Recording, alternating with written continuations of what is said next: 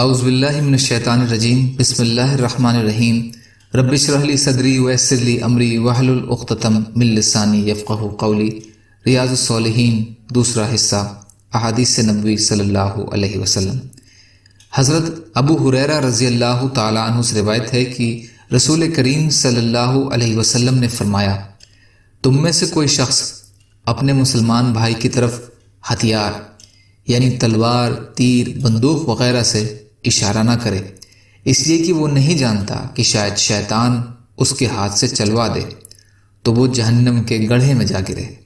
بخاری اور مسلم شریف کی روایت میں ہے کہ راوی نے بیان کیا، حضرت ابو القاسم صلی اللہ علیہ وسلم نے فرمایا، جس نے اپنے بھائی کی طرف دھاردار آلے سے اشارہ کیا تو فرشتے اس پر لعنت کرتے ہیں، یہاں تک کہ اگرچہ وہ اس کا حقیقی بھائی اس کا ماں باپ سے پیدا ہو۔ فائدہ: اسلحہ ہر وہ ہتھیار ہے جو جنگ میں مارنے اور بچاؤ کے لیے استعمال ہوتا ہے، جیسے نیزہ، تلوار، بندوق، پستول وغیرہ۔ یہی مطلب حدیدہ دھاردار ہتھیار کا ہے۔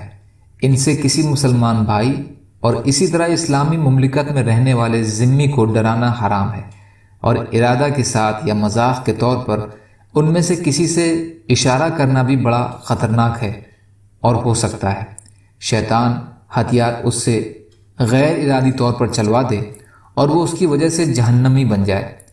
بدقسمتی سے اسلام کی اس تعلیم کے برعکس آج کل ہتھیاروں کی نمائش اور اس کا بیجا استعمال بہت ہی عام ہو گیا ہے، یہاں تک کہ خوشی کے موقع پر ہوائی فائرنگ کا بھی رواج بڑھتا جا رہا ہے، جو اسلامی تعلیمات کے بھی خلاف ہے، اور اس کے نقصانات بھی آئے دن سامنے آتے رہتے ہیں۔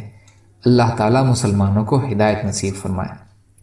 حضرت جابر رضی اللہ تعالیٰ عنہ روایت فرماتے ہیں کہ رسول کریم صلی اللہ علیہ وسلم نے اس بات سے منع فرمایا کہ تلوار ننگی کر کے پکڑائی جائے۔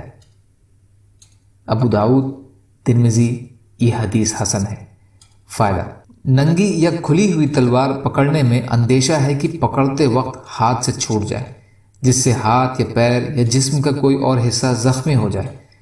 اسی طرح تیز چھری، چاقو وغیرہ اسے دھار والے رخ کی طرف سے نہیں پکڑنا چاہیے۔ اللہ تعالی ہم سب کو کہنے سننے سے زیادہ عمل کی توفیق عطا فرمائے۔